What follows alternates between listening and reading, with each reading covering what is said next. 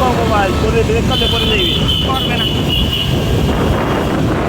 এখন আছি আমরা শীতলখোলা মোড়ে। আর এখনকার ওয়েদার ভাই, বৃষ্টির পরের ওয়েদারটা বেশি থাকে।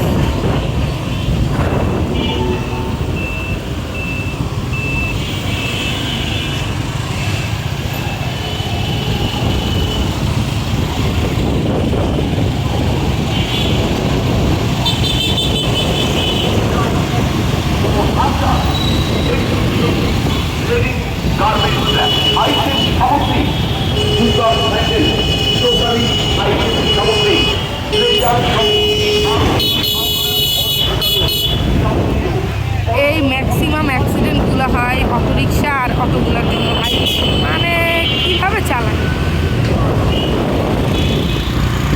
মনে হচ্ছে যে প্লেন চালাইতেছে, এমন একটা অবস্থা।